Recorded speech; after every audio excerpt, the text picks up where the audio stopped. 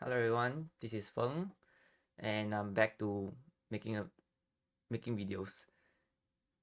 And usually I want to make this kind of video live stream because I'll be more natural. But I guess I'm also gonna try talking to camera, knowing that there's nobody behind the camera. It has been quite difficult to do that actually. Over the past I don't know, more than 15 months since I started this channel, it's been always a weird feeling talking to channel, and I haven't really gotten very used to it. And I've always wanted to kind of speak to you guys, engage you guys in a more uh, like a face to face kind of verbally kind of interactions. Not much of chatting, especially when the way I talk in text is a lot more blunt and straightforward. And I feel more. I guess I also want to just talk, being more expressive, practicing more being more expressive on camera. So I think you're gonna see a lot of weird reactions on me doing like awkward stuff. But enough of those. This video is just want to talk about my personal experience, reflections of the past 1 month.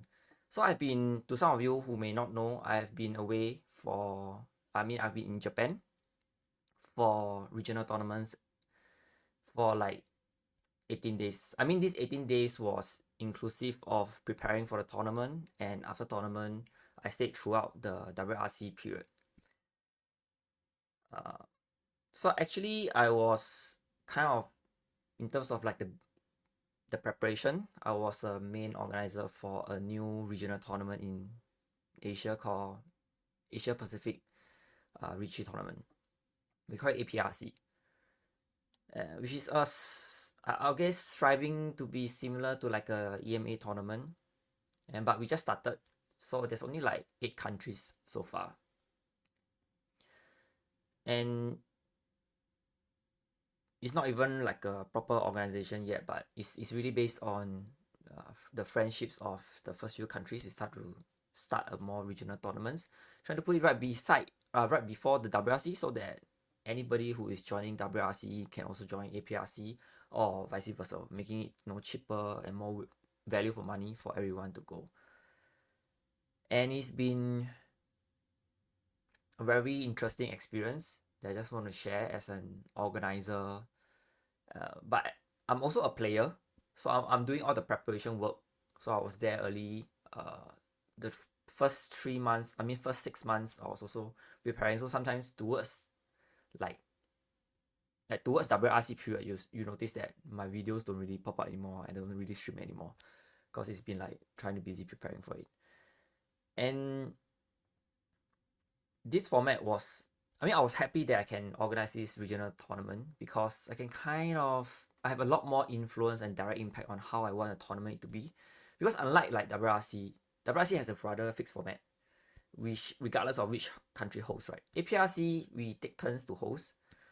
Even though this was the second tournament, I was trying out like a new format.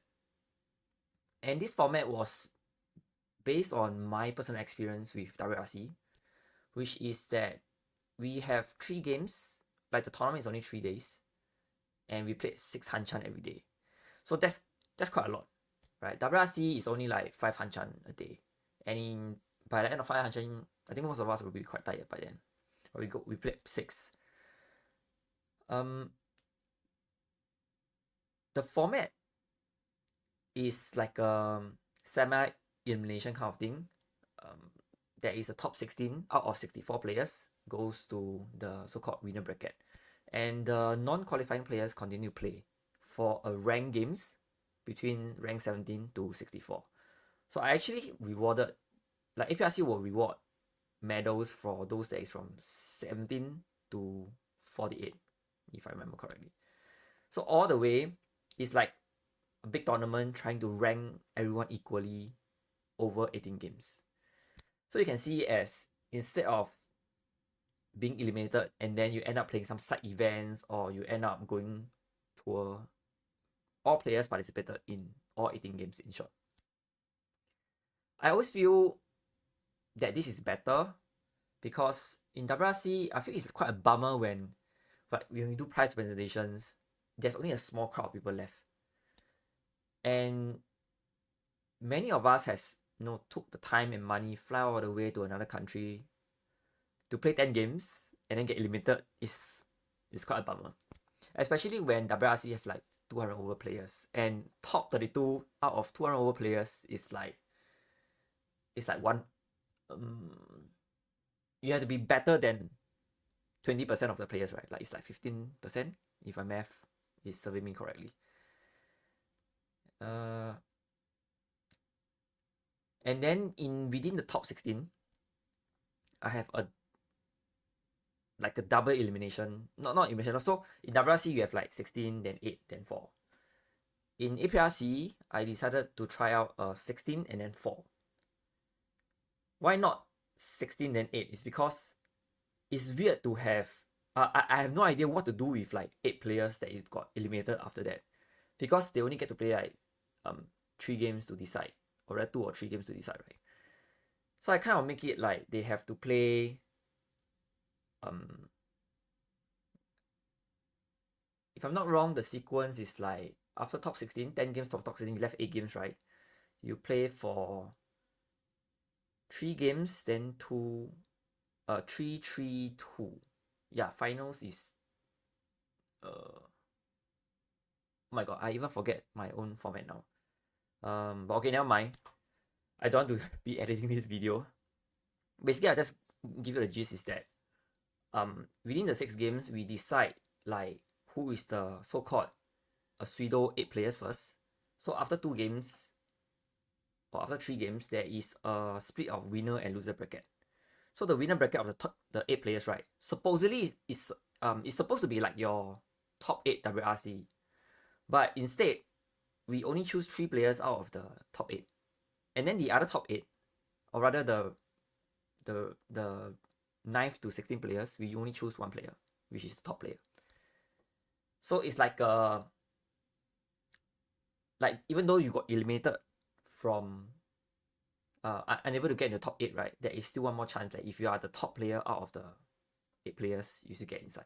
So the finals is made up of 3 players from the top 8 and 1 player from 9th to 16, technically speaking. So once the finals is set, I remember the finals play 3 games, and then the remaining 12 players will fight for like gold medals, which is awarded to rank 5th to 10. So even the winner brackets players, those in the top 16, even though they lose, they lost, they can still play for something with like the remaining 3 games among the 12 of them. And among the 12 of them, they'll be playing solely by rank. So every game they'll just re-rank. So you're always playing the so-called strongest all the way. So if you can stay in the top table for first 3 games, then it's pretty much set that you are so-called better player in a sense. I like this format. I mean, I personally like this format, that's why I made this format, and I think it was quite well received. I hope WRC can make something like that. I guess it's just very logistically, it's a logistical nightmare to always be like handling 200 over players. That I can understand. But even if it's not, I think the eliminated portion events are quite important. It feels like it is more value for money if we can, if players can get most out of the event. Sometimes it's not about just playing with the pros, I feel. As other countries, like for example Asia's, right, we don't get to meet a lot of European players so often. I guess among all Europeans it's fine, and likewise for Americans, I don't think Americans are very have a lot of opportunity to play with Europeans and Asian. Yeah, so I hope we can have some more of that kind of event. And I'm actually not sure why when it comes to like side events, it's always Akanashi for WRC. For APRC, you just stick with Akanashi, everything. Yeah. So from the APRC tournament, it was a hectic one, but an enjoyable one. I have quite of a few notable records in my like so-called career. One of them is that I finally got an official chombo in my tournament. I've never had an official chombo in any tournament before. It was like the last game of day one. It's been too tired. I suppose, yeah, it's been my limit already. Especially the day before, I'm still like prepping all the way to like late night. Yeah, so it was quite bad. But I mean, not much excuse. I mean, that's the downside of trying to do organizing work and playing, which I think I kind of want to spread the words that how being organizer and then playing can be quite difficult. So kudos to those in WRC who is like dual role, like especially the host. So for example, like Gemma has always been playing, right? She's doing a lot of back end work. The host in Vienna, it was Lena, right? And I remember that she was also playing. So it's definitely very difficult to be focusing in the games. I before the tournament, even though I still have some things that I need to prep, I still have to, like, as a player, I want to get my mode into Akanashi. In the end, I didn't fully get into Akanashi mode. I went to dojo, played some Akanashi, really meet a lot of WRC players there. I met some of you, my subscribers or my viewers, so I'm quite happy and pleasant to know that it has reached quite a lot of you. I met, I think, Henry from Finland, and I think I met a YouTuber called Curly. But I think at that time, I didn't know he was Curly. I just thought that this guy looks familiar, and in the end, we played in the same table. I'm not sure whether he eventually recognized me, or whether he even watched this video. But yeah, I think that was Curly. I'm not sure. Maybe I was wrong. And then, oh yeah, sorry, I digress. Back to the tournament. Not only just the chombo, I had very very massive accidents. In day one, when I was like top on all last with like near 50k, a player with like 300 points left managed to hightail a Kokshi and overtake me. I was the dealer, so I cavalry, and there goes my first place. It was quite a shock to me. Now, okay, that's that. Kudos to that person who attempted Kokshi and win it with his effort. And even in the same Hanchan, my Shimocha 吃么 on Menchin Rampeiko.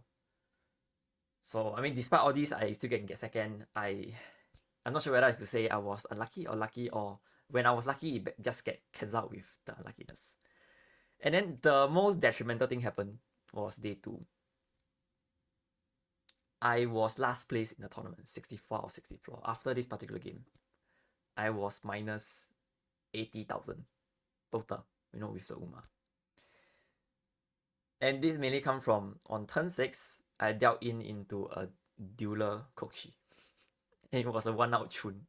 And in my mind at that time, I was wary that the person was Kokshi. And my hand was a bit bad, so I just put a simple pay, trying to win a cheap hand, but at the same time, I cannot go like full tower efficiency kind of hand because it's not a strong hand. So I was keeping a bit of safe tower here and there. Chun was one of them. I hold for 3 turns. 2 turns ago, someone dropped it, so I held it a bit longer. Also hope to pay up also as a safe tower and backup. After a while, I feel that turn 6, okay, this guy, this Kokshi person, I think I should get rid of it first before it gets dangerous. And the moment I try to soak out Sakigiri, I dealt in. Yeah. And it's like, I didn't even realize it was dealer. I forgot it was a dealer. I was paid 32k first. I was like, oh, sorry, it's 48k. Okay, I gave 48k. After that, oh, sorry, it's 1 whole bar. The sword rubbing the wound was not fun. Yeah. The worst thing about that Hanchan was I have never felt such an unlucky Hanchan. It's not really just about the dealing into the Kokshi. It was this string of coincidence, and it doesn't feel like the movie Final Destination. Right, so after the Kokshi was won, right, I also took a photo of it. To like, the photo of my death. And I put my phone on the side table. After we play, and I couldn't win a hand, trying very hard. After I finally forced a very lousy hand in the Toy one Chun, Tanki on a 2S, which is very likely to win on. the moment I Tanki Tempa on 2S, my phone vibrated. I do not know who's calling me. Someone from Singapore, or is it a scam call? But usually I just don't pick up. But since it was vibrating, I just had to turn it off, right? So I turned my head and turned it off for a while. And then my head turned back and someone threw my wind already. And I was hesitant a bit, like, was that just discarded? Because I didn't even see that it was discarded. My head was already off. I just say Ron.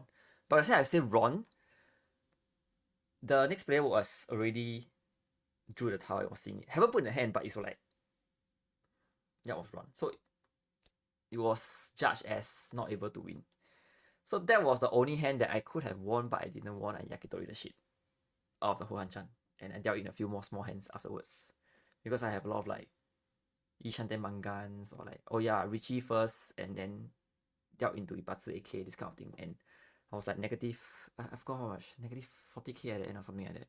Or negative 35k or something. I forgot. Yeah, but my total minus is 80k, right? So minus 80k, Uma is 1565. Oh, I was like negative 65k. Yeah. So even without the coke shift for the 8k, it was still quite a bad Hanchan. So it was all the bad luck, all the coincidence, all line up.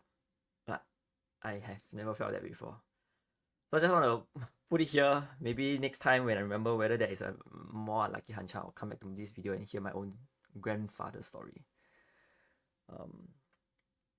Okay, I talk a bit too much about myself. Actually, I want to share a lot more, like what I've been thinking also about like team event recently. So WRC, this was WRC's first team event, and as someone who organized a regional tournament as well, I also have been thinking about team event, and I've been thinking, what should a good team event be like for Riichi? Not much against about WRC team event, but I feel the limitations of any Mahjong team event is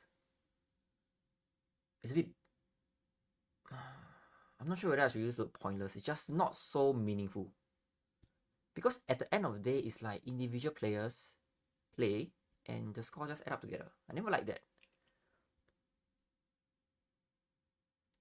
So I was been thinking, actually my ideal Mahjong is actually the pair Mahjong, where you and your partner sit opposite each other and we have to play by table points. Table points means it's based on purely your position. So if any one of you get last, you get 0 points. So if you get first and second, you get like 3 points. Then second and third will get 2 points. Then then first and second get 3 points. First and third get 2 points. Second and third get 1 point. Then whoever get last is 0 point. I think this is the most fun so-called like team or like pair Mahjong, because it requires, I think in Tenhou it should be a minimum 6 dan. You have to read each other clearly, but that is very hard to make it in the proper tournament. I feel that that has to be really based on trust and sportsmanship. If you want to make a tournament, I feel like everyone has to wear sunglasses, put mask, things like that. And we want the pair game to be non-cheating, right? No communication. It's purely through the game. So yeah, even if there is a competitive tournament, we cannot really have prize money for it. If not, everyone will start doing a lot of like hidden signals. Like if you Riichi, if you place the tile a bit upwards is what suit, a bit middle is what suit, a bit low is what suit. That kind of thing. You gotta have this kind of preset communication, and that kind of ruins the fun of that pair tournament. Yeah, I think those kind of game, we can kind of have selections of like maybe just finals, certain countries, and they have to play on video so that people know that there isn't like so-called cheating. Yeah. Another thing I was thinking of, similar to what WRC was that every countries, let's say those countries who have no, I was thinking like countries versus countries, right? I feel my idea only works if all countries has a minimum 4 players. So those who have more than 4 players, they can only make one team out of those. So it's like you just play normally as like an individual tournament, but you only select 4 players to get computed, and those players have to be selected beforehand. So that's quite fun, right? Like you can have your 12 players, like you have 12 players to WRC. You can only pick 4 where there's some will be where their players, some will be sum up. So the player score will be sum up. So naturally, all countries will choose their so-called strongest player already. Yeah. And then, but of course, that also might affect how some individuals play the game. Maybe like if certain individuals is like losing, cannot get the top 30, he'll do something else to like drag that other country's representative down. But you can also argue that that's the fun part, because ultimately I feel tournaments is more fun if we can do this kind of thing that online cannot really.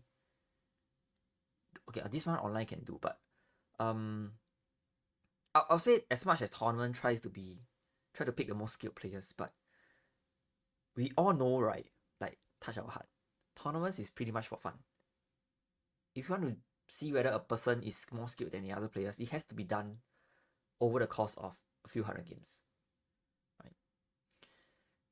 So yeah, I hope we can experiment more different formats, see what works, right? At the end of the day, try to make our money counts when we go tournament, and we try to play competitive differently. Oh yeah, one more actually, it might be a fun one, which is, you know how players are like in Saki, right? You have a team battle, you after you finish the Hanchan, you swap. Now I'm thinking that we have countries versus countries in the table, and this definitely cannot be played online. This is definitely irreplaceable, which is play a brain game, like like almost pure cognitive kind of fight, half cognitive, which is everyone start with their hand closed first, and then they'll be told to open it. They'll be given like maybe 15 seconds to remember their hand.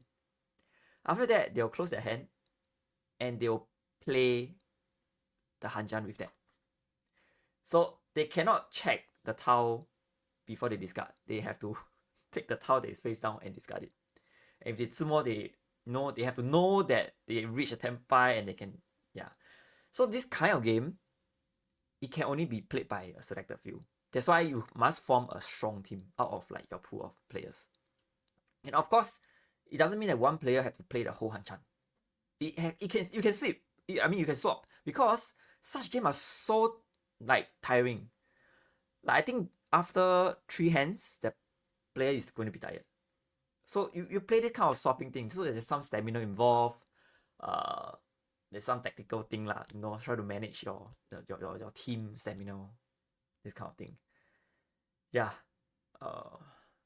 I'm spreading these ideas because I kind of hope that more countries kind of take these ideas, and then we see whether we can do something of this. Maybe this kind of side events can happen for any WRC tournament.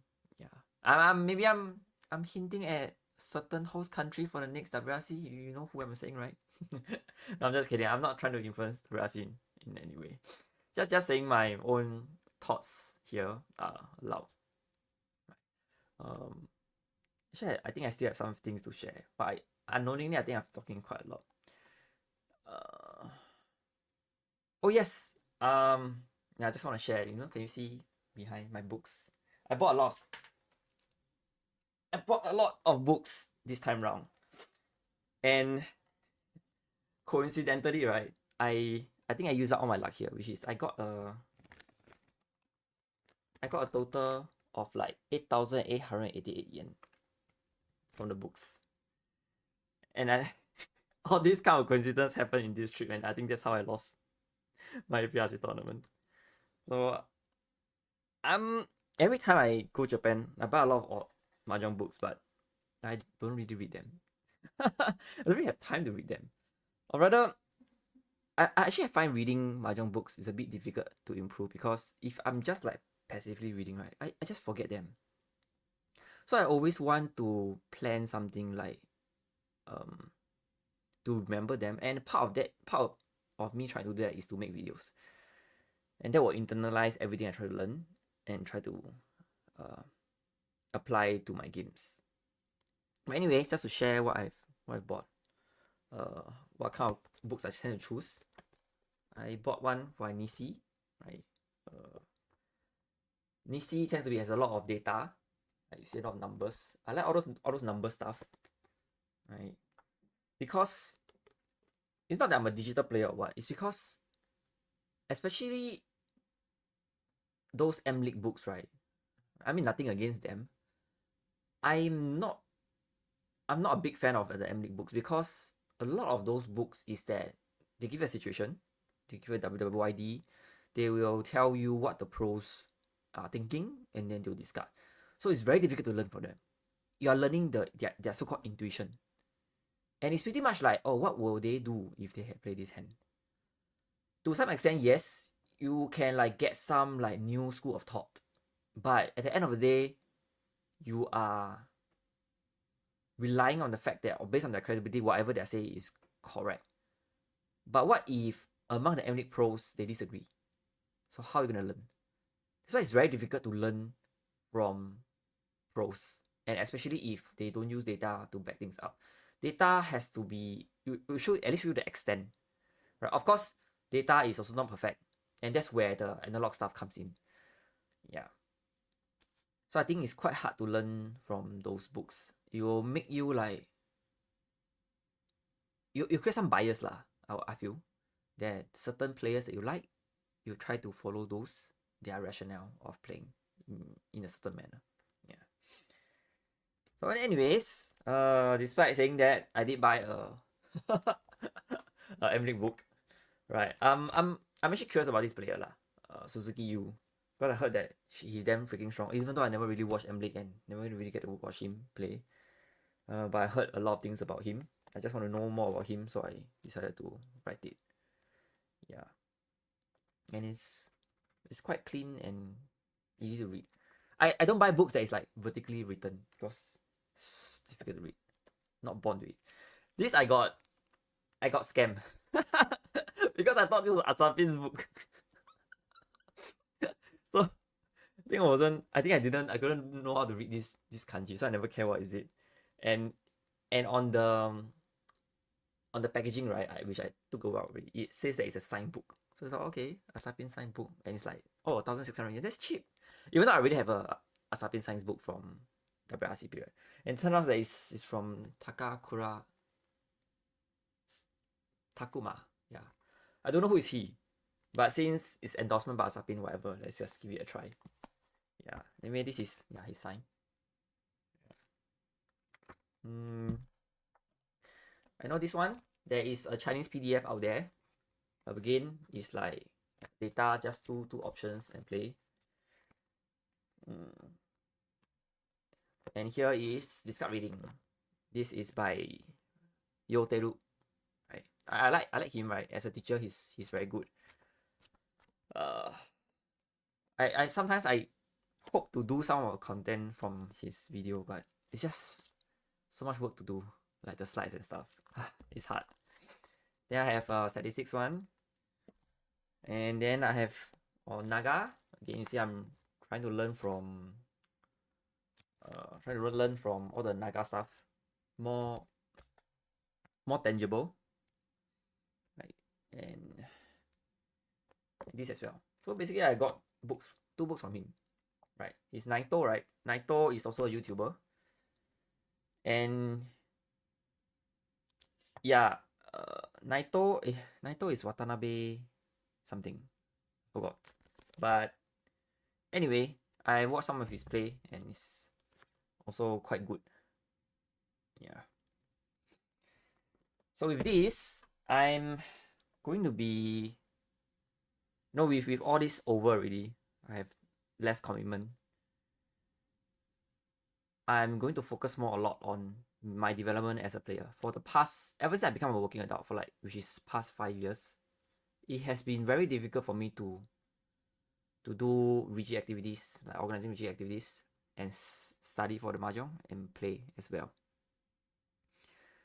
I think that's why I could reach A Dan in COVID, because I started to have more free time to stuck at home, right? But now, even though I stuck at home also, I'm stuck at my skill level for now. So I'm like trying to rewalk this whole journey. And this time, I also want to focus a lot more Akanashi. I'm participating in the WRC team league.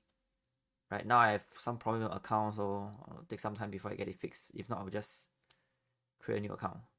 Actually, just create a new account if I can't get it fixed this week. So going forward, this channel, I think I will do two kinds of content, right? One is Akanashi from Mahjongsoul. Another will be, Akanashi from the Ron platform, and Aka Ali from the Jade Room Mahjongsoul. So I guess I'll be doing something like a bi-weekly thing. 1 week is Akanashi, 1 week is Aka Ali, this kind of thing. I personally feel Akanashi is more fun. I like that more. Don't really like Aka Ali of like Mangan flying everywhere and everyone pushing, and sometimes the Dora you cannot see all in their hand and just boom, just a Mangan like that. Yeah. It just takes more skills to make a Mangan hand in Akanashi. But I mean, everyone will have their own preference. I know some people don't like it of like how everyone is more Menzen and the game is like it's more fixed. It's like everyone fighting the Riichi thing. Something like that. But that's that. We should just learn different skills. Akanashi can learn more skills actually, to some extent. Okay. I'm also thinking about coaching. Like recently, have been answering a few questions that my viewers post to me. I also have someone asking about my rates of like doing a coach, of like doing reviews, this kind of thing.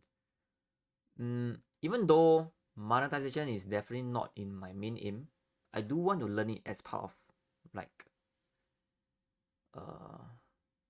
personal development thing. Like, I mean, face it, you being a mahjong, like Riichi mahjong YouTuber is not gonna fetch much money because the market is too small for a non-Japanese thing.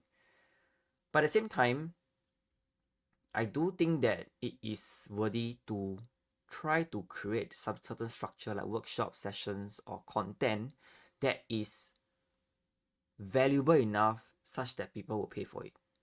I see in that manner. It's not like doing the content for the sake of earning money, but it's to make the content good enough that people are willing to pay for it. And that's a win-win situation in a way, right? When I look at when I see like pros, like based on professional, like recently before the WRC there's a like pro seminar, right? And it was like 20 USD per person on a workshop.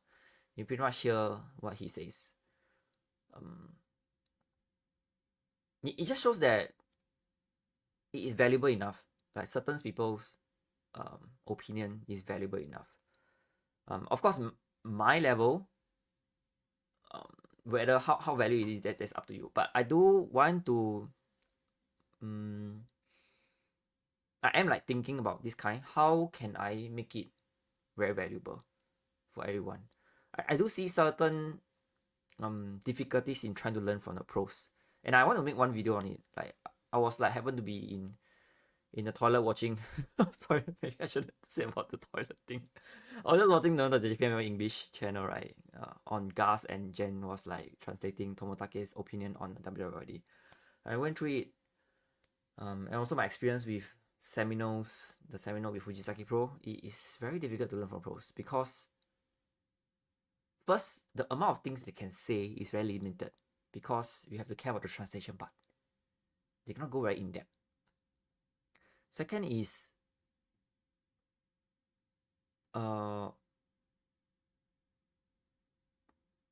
it's always based on like a WWYD, and they will give you like the pros and cons, and then at the time, no, it's better to have a better way in kind of like better weight for tenpai, things like that.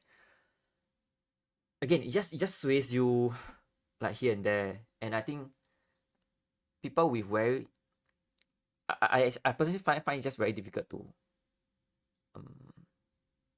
learn. So I'm intending to make a video on like trying to go deeper in those. I'll just use one WWD as an example. Like why is it difficult to learn from pros? Yeah. But about this like workshop thing, I'm wondering what do you guys think? Like how much will you pay for how many hours, and what kind of content are you expecting from it? let me know in the comments. I think I'm eventually going to create like a email list.